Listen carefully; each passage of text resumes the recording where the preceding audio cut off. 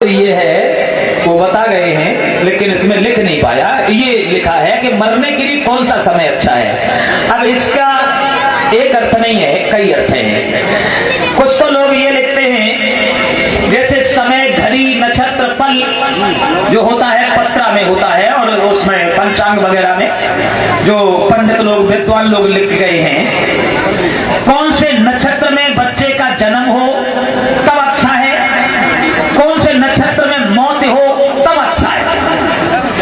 तो ये तो सब बातें उसमें मिलती हैं। अब श्रीमान जी का ये कहना है कि तुमने अभी ये कहा था कि जवानी लड़कपन वो समय मौत का निश्चित है, वो उसी समय पर आएगी। कच बच्चापन में मर जा, कच जवानी में मर जा, कच बुढ़ापे में पहुंचना का तोले मर जा, कच पैदा भय हो तुरंत ही मरी गए। उनने जहला जाने कोई हम दुनिया में आए का। ये अपने अपने कर्मों का खेल है साहब, बुरा नहीं मानना।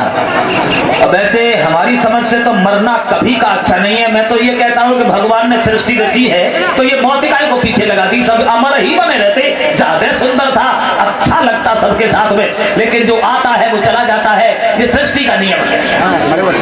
सब चले गए, हवलदार, सूबेदार, कदरदार, असरदार, नंबरदार, जिम्मेदार, ठेकेदार, रिश्तेदार, थानेदार, पल्लेदार, सब चले और रह गए वो भी चले जाएंगे, ठहरना किसी को है नहीं। लेकिन मेरे समझ में, मेरे दिमाग में ये है कि जब जाने का समय है तब कोई जाए तो जाना अच्छा है। जो जाने का समय है उस समय पर अगर मरे तो उसका मरना अच्छा है। तो समाज के 4 आदमी कहें कि चलो कोई बात नहीं है भाई, मरने के लायक थी, तो वो मरना अच्छा है। मेरी बात गलत हो तो माफ करना। आप हमसे उम्र में ज्यादा हैं, आप हमसे पहले आए दुनिया में, हम बाद में आए हैं, तो पहले सोचना चाहिए था।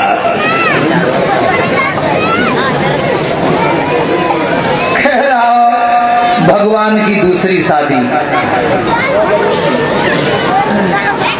20 रुपया भेजवा रहे हैं और नाम पता कुछ नहीं दे रहे हैं, कुछ लिख रहे हैं, इंतजार कीजिए, देखेंगे बाद में, क्योंकि हमें थोड़ी अब जल्दी पड़ी है, माफ करें। जैसा हम कल कह चुके हैं कि उन कथा वालों से हम कहते रहे, मैंने कहा भैया ऐसा है 18 तारीख को मेरी कथा विराम होगी बा, हम 19 से पहले नहीं आ पाएंगे। कि ना हमारी 17 तक है, हमारी 17 तक है। तो हमने कह दिया अच्छे तरीका से, हमने 17 सराखों से, 16 सराखों से, 15 सराखों, हम 19 से पहले आप क्या नहीं आ पाएंगे। और अब ना कम करें, कल सवेरे कल कथा शुरू करवाए थे, वहां लड़के भेज दिए हैं, कथा शुरू हो गई है।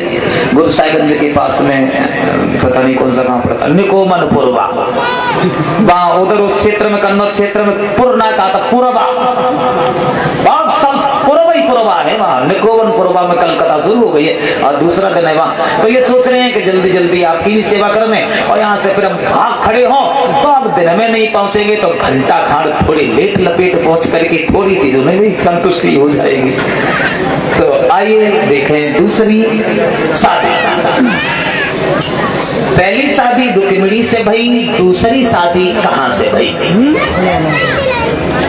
सत्राजित और प्रसेन ये 2 भाई थे। सत्राजित बड़ा था, सूर्य भगवान का पुजारी था। तो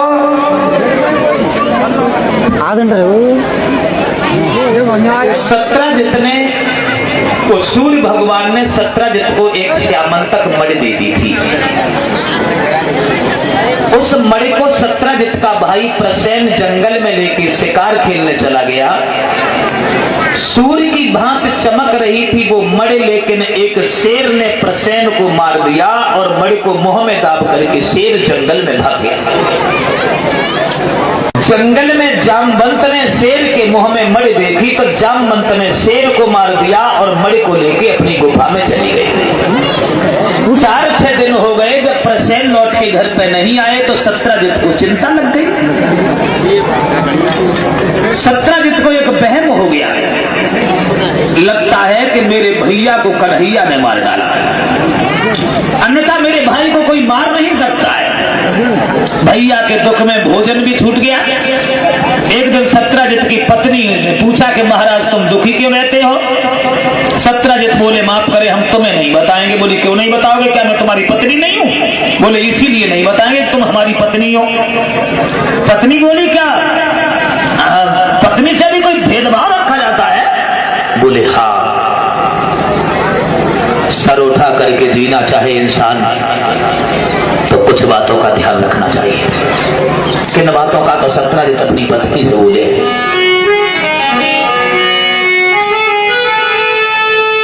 अपने घर की झगड़ा दे कोई पंच बुलाना ठीक नहीं,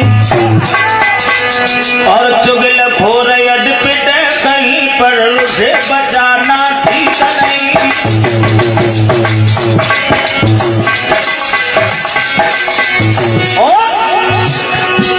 बेटा करके खलो प्यारो है, सर पे बिठाना ठीक नहीं। बेटी करके तनी प्यारी हो पर गली घुमाना ठीक नहीं।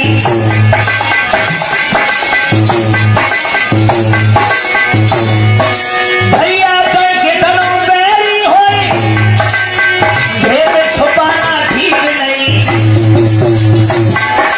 औरत करके तनी प्यारी हो हरी बात बताना ठीक नहीं।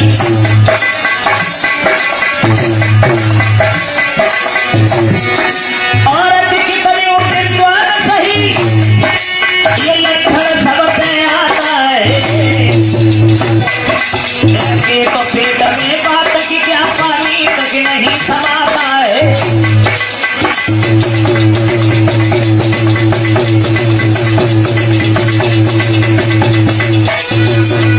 सत्राजित बोले मैं इसलिए नहीं बताएंगे तुम्हें, भाई चाहे कितना भी दुश्मन हो लेकिन भाई से कोई बात न छुपाए,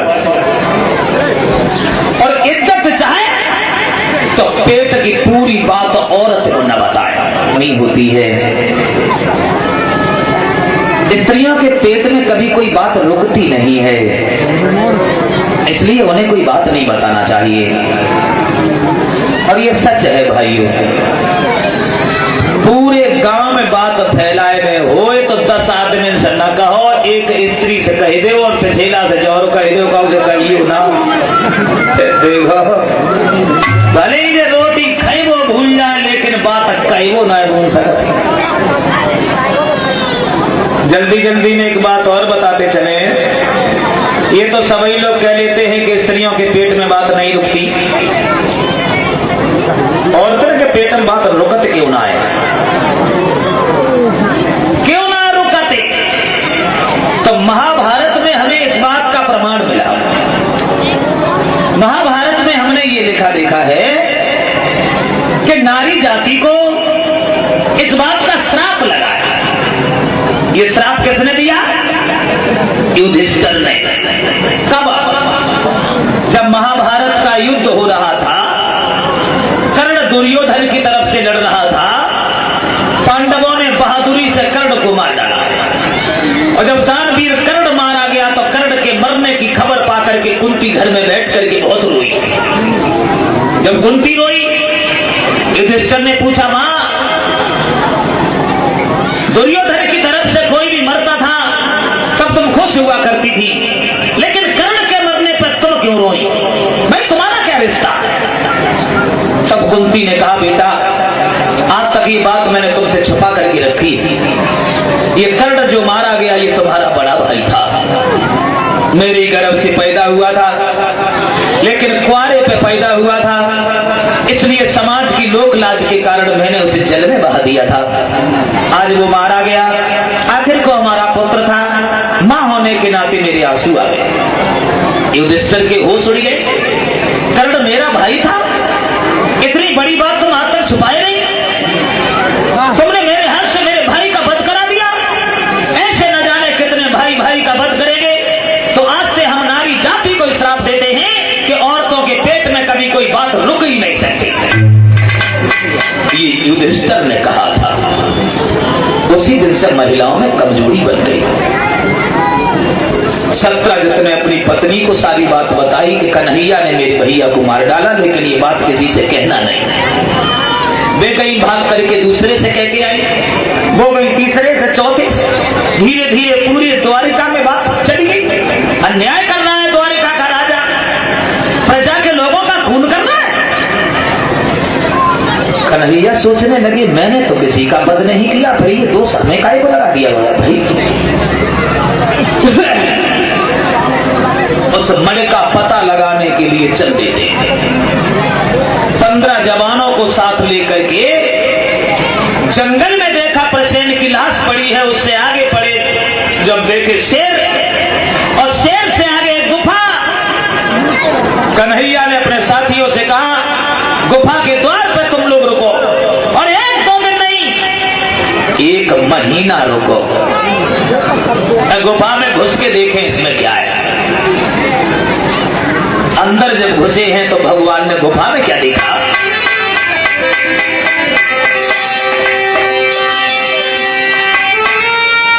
अंदर था एक विशाल भवन, और जिसमें एक लड़की पड़ी पई, उस कन्या के ही पलना में सुंदर लड़की रहती पई।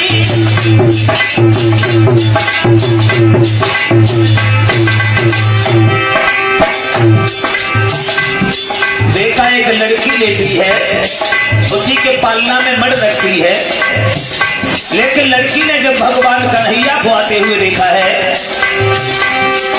कन्या यकायक पीछे पड़ी, कन्या की मैया रोने लगी, सोचा मपंत और मोहन की फिर हाथापाई होने लगी।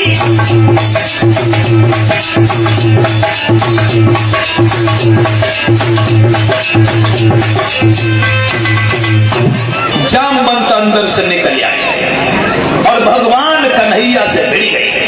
जामवंत में और भगवान कन्हैया में युद्ध होना शुरू हो गया, और ये युद्ध 1-2 दिन नहीं, 27 दिन तक होता रहा। 27वें दिन जामवंत बेहोश हो गए। होश आते ही भगवान से क्षमा मांगी, कहा प्रभु बहुत दिन का इंतजार कराया। ये त्रेता वाले जामवंत थे। लंका पे विजय पा करके श्री राम जब लौटे, समुद्र के किनारे श्री राम ने पूछा, लड़ाई से किसी के अरमान अधूरे तो नहीं रहे। सबकी नजर नीचे झुक गई। बूढ़े से जामवंत कहने लगे, महाराज मैं लड़ना चाहता हूं। राम कहने लगे, तो इंतजार करो, द्वापर में हम खुद ही आकर के तुमसे लड़ेंगे। वही जामवंत भगवान के पैर पकड़ लेते हैं, मड़ ला के दे देते हैं और विनती करते हैं, महाराज मेरी एक लड़की है, उसे भी स्वीकार कर लो। तो मड़ ला करके सत्यजित के पास भिजवा देते हैं भगवान, और जामवंत की बेटी जामवंती को घर ला करके शादी कर लेते हैं। दूसरी शादी भई जामवंती से। फिर सत्यजित ने सुना कि मेरे भैया को कन्हैया ने नहीं मारा, अब क्या करूं। कुछ लोगों ने कहा तुम्हारी लड़की है, उसकी शादी कर दो। तो सत्यभामा नाम की जो लड़की थी,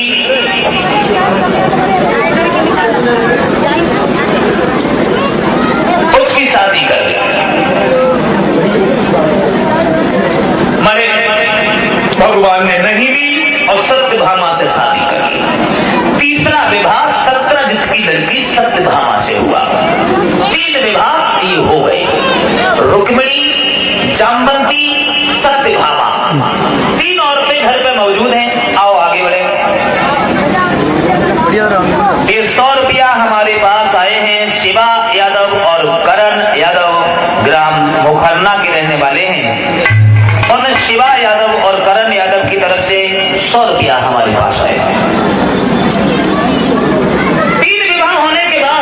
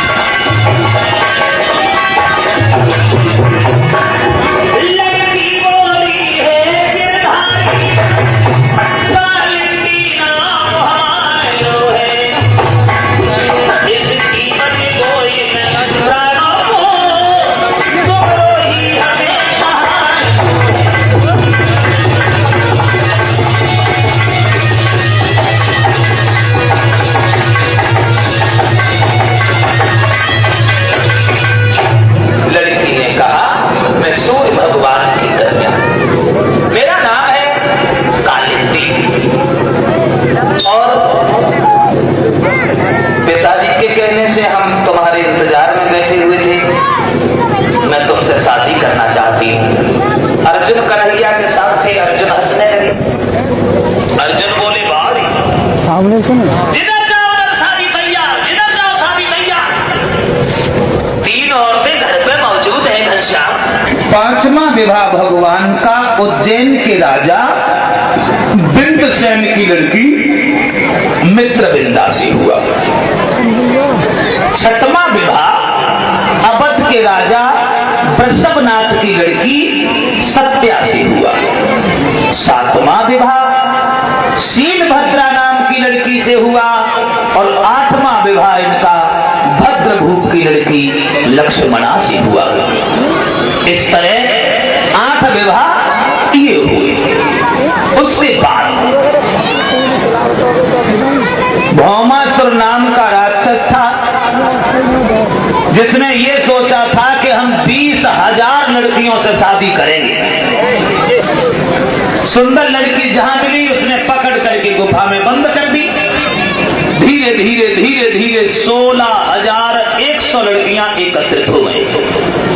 सबने भगवान से प्रार्थना की।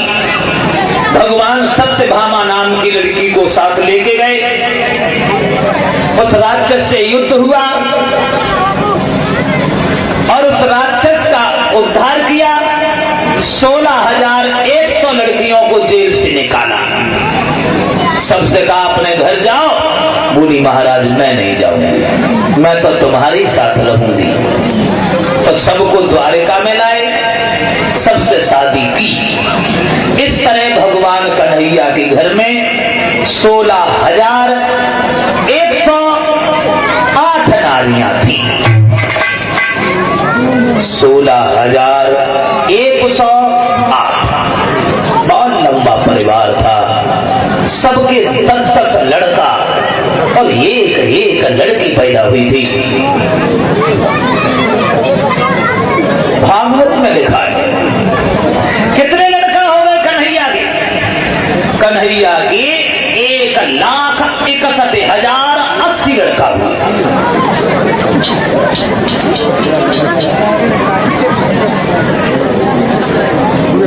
तब द्वापुर में 56 करोड़ यादव ही यादव थे, अन्य जातियां छोड़ के।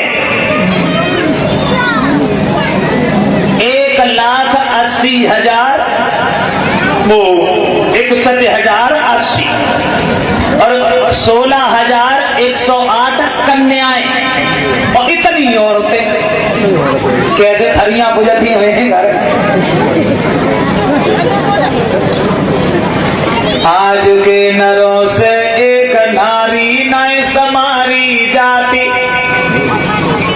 कभी निकला है आज के नरों से एक नारी नए समारी जाती। उए कृष्ण के 16,108 नारी हैं और लक्षण अवतारी के या ही 100 प्रकट होत। इतने पे श्याम सुंदर बाल ब्रह्मचारी है। एक जगह यदुवंश दर्पण में ये लिखा है जगदीशानंद जी ने कि इनके सब औरतें थी 16,109